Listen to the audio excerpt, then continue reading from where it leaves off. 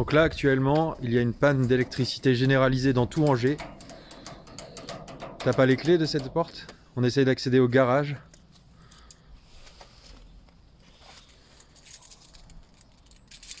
Qu'est-ce que tu peux nous dire de cette panne? Qu'est-ce qu'on en sait actuellement? Bah, je sais rien. Qu'est-ce que tu veux que je te dise? Bah en fait c'est arrivé il y a, je sais pas, je dirais une demi-heure maintenant. Et pour expliquer, donc en fait on était en train de regarder tranquillement une série dans une plateforme numérique dont on ne prononcera pas le nom, mais qui se rapproche plus du côté obscur, du côté clair de la force. Et bah ça s'est éteint.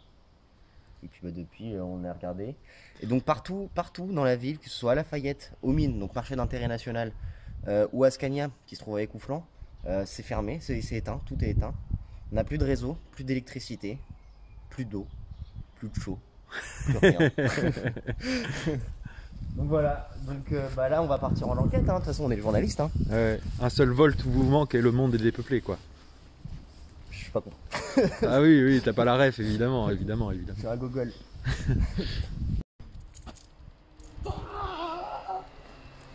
Et non, il n'y a plus d'électricité. Désolé. Adam, fourrage, continue, commence, essaye. Bon bah, c'est parti pour la mission. Hein. On va essayer de rentrer par l'intérieur.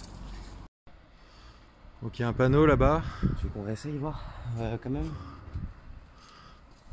Allez, on va essayer voir. Qui fonctionne à l'électricité, mais à l'électricité solaire.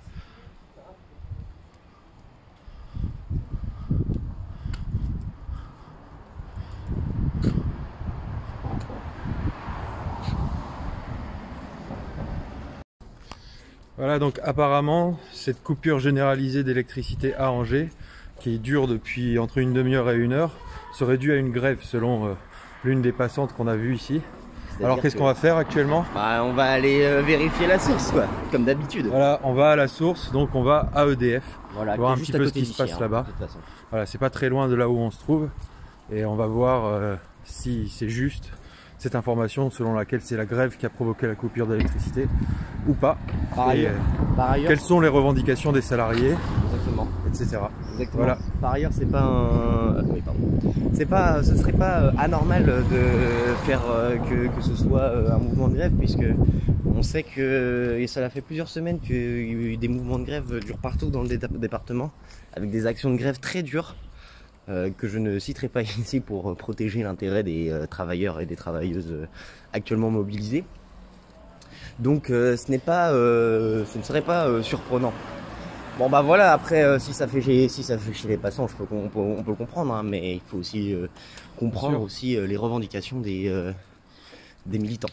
Bien sûr, et des salariés en général de l'énergie, étant donné que c'est sûr qu'ils ont des raisons d'être en colère.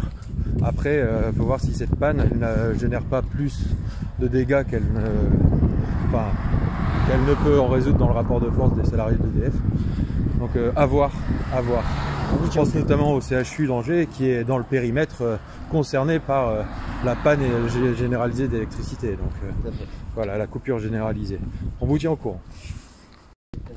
Donc durant le court moment où j'ai eu un peu de réseau, un peu d'internet et un peu de réseau mobile, j'ai pu voir qu'il y avait un article d'Angers Info selon lequel, suite à un mouvement syndical, il y avait une panne d'électricité, une coupure d'électricité généralisée de plusieurs fournisseurs d'accès, plusieurs distributeurs, dont RTE. Voilà, donc là, on s'oriente vers ERDF, exactement, donc RTE.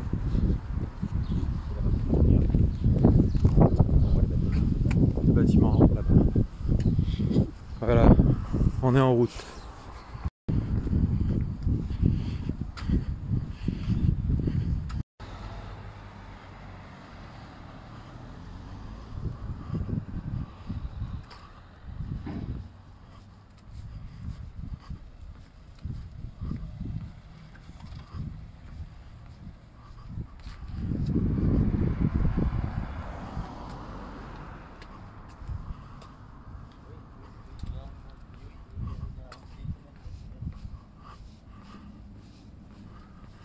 Ok, peut voir au loin. Alors là on le voit plus, mais on s'en approche, qu'il y a effectivement le piquet de grève. Donc là on s'oriente vers le piquet de grève.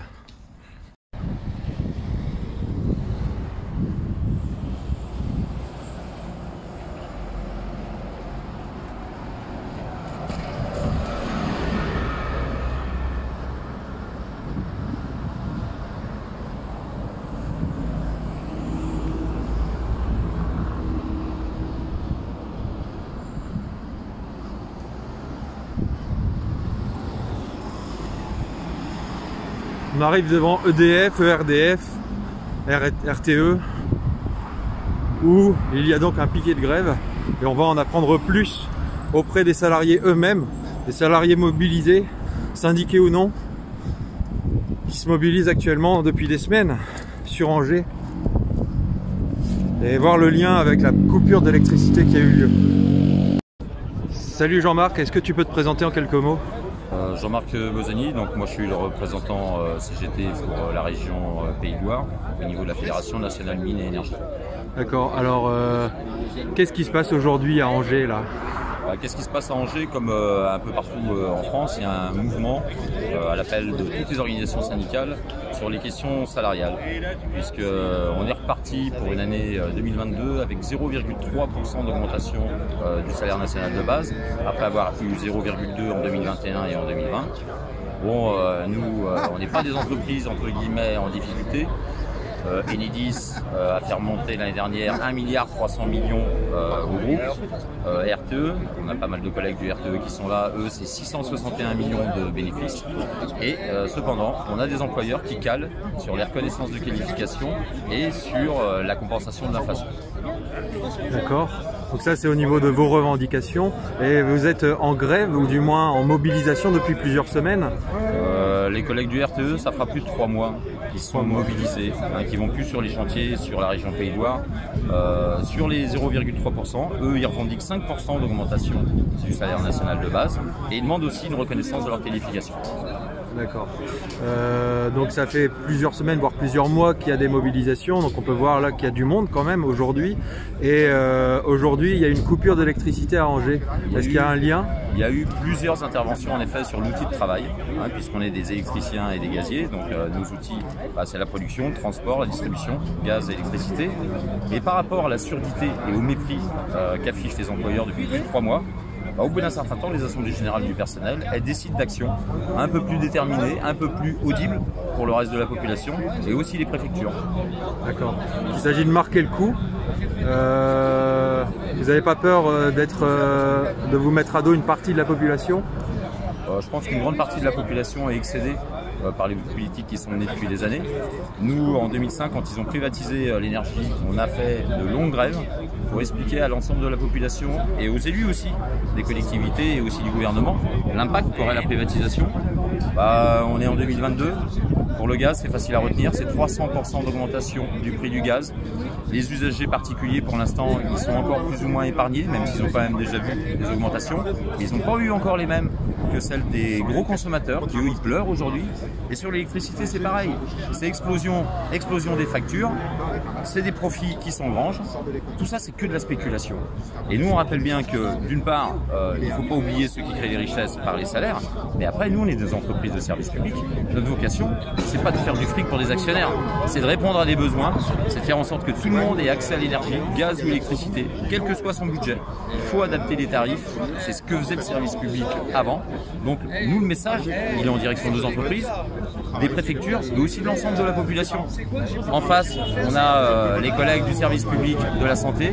Ce qu'on peut voir aujourd'hui c'est qu'il y a plus de 130 services qui maintenant ne peuvent plus assurer leur mission la nuit faute de personnel.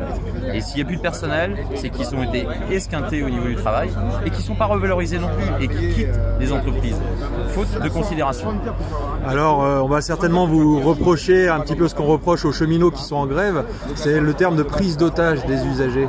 Qu'est-ce que vous répondez à ça? Qu'est-ce que vous répondez collectivement? Qu'est-ce que toi, Jean-Marc, tu réponds à ça? Bah, nous, on explique que malheureusement les médias aujourd'hui ils sont pas indépendants parce que ceux qui tiennent déjà entre guillemets en otage certaines entreprises, c'est ceux qui ont enclenché la privatisation du secteur énergétique. On a plein d'entreprises industrielles aujourd'hui qui nous disent qu'ils vont être obligés de délocaliser leur production de par l'explosion des tarifs. Alors que nous avant, notamment on se souvient par exemple de Péchinet dans le Nord, EDF était carrément capable de leur fournir de l'énergie en dessous du prix de revient pour soutenir l'industrie de l'aluminium. Donc s'il y a des convergences à avoir entre la population, les industriels et nous, c'est dans ce sens-là. C'est pas dans le sens de la privatisation et dans le sens aussi du mépris des salariés, quelle que soit leur entreprise. D'accord, donc on est actuellement le 3 juin 2022, j'ai une dernière question. Qu'est-ce que vous espérez d'aujourd'hui, de cette sonnette d'alarme? Le 2 juin. On est le 2 juin. On est le 2 juin, autant pour moi. Merci mais du coup, quelles sont les perspectives et qu'est-ce que vous attendez d'aujourd'hui et les perspectives derrière? D'une part, on a des employeurs qui, bizarrement, attendent l'issue des législatives pour trancher sur d'éventuelles augmentations du salaire national de base ou des qualifications. Déjà, c'est relativement troublant. Quand on voit les résultats qu'on affiche, il n'y a pas besoin d'attendre les législatives pour savoir qu'on peut répartir. Donc nous, ce qu'on espère de cette journée, c'est que d'une part, nos entreprises ont bien mesuré que ce soit dans le personnel tertiaire, même s'il n'agit pas de la même façon, ou dans le personnel technique, l'exaspération, elle est à son comble. Et que là, ils ont commencé à enclencher des procédures disciplinaires en direction de collègues et ainsi de suite, et qu'ils fassent très attention, parce que, outre le fait que la grève, qui dure depuis 3 mois, elle a déjà généré des démissions chez nous. C'est-à-dire que quand les salariés ils voient le peu de considération qu'il peut y avoir par leur entreprise, ils sont allés ailleurs. Et les salariés de chez nous, ça c'est important que les usagers l'entendent bien, quand un salarié de chez nous, il s'en va ailleurs, c'est pour gagner 30, 40, 50% d'augmentation. Tout ça, c'est pour dire le niveau de rémunération qu'il y a dans nos entreprises. Ok. Et donc, quand on voit l'augmentation du coût de la vie, l'augmentation de l'inflation, etc. Voilà, là, on est déjà sur... quand on voit qu'on a augmenté le SMIC de 5,9% sur 12 mois, qu'on entend qu'on aurait une inflation de 8% sur l'année à minima, c'est pas fini. L'inflation, on l'a vu dans d'autres pays, elle est encore plus importante parce qu'ils n'avaient pas les outils énergétiques dont on dispose, notamment de nucléaire, qui permet quand même de garantir une indépendance sur le prix de l'électricité en France. En Allemagne, l'inflation est beaucoup plus importante, mais que les gouvernements et surtout que les actionnaires, ceux qui se goinfrent depuis des années, ne pensent pas que les salariés et les retraités vont pouvoir supporter ça longtemps. Ok, merci et bon courage. Merci.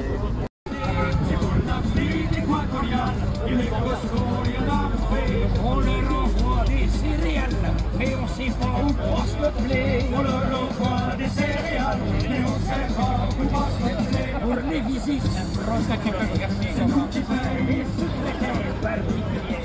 C'est nous qui payons les baladons. C'est nous qui payons les parties de Vendée. C'est nous qui payons. Alors une impression, Adam, sur ce qui se passe actuellement? Ouais, écoute, ça fait plus de 3 mois qu'ils sont en grève, hein. Donc ce genre de situation devait arriver. Donc total soutien à la CGT Mines Énergie et au mouvement et aux grévistes qui se battent pour notre intérêt, puisqu'on parle des factures d'électricité dans une période de conflit à l'étranger, auquel la France participe puisqu'elle envoie des armes. Donc en fait aujourd'hui il faut comprendre que notre intérêt il est souverain, quoi, et pas l'intérêt des actionnaires. Voilà. Je sais pas si c'est Ok, merci.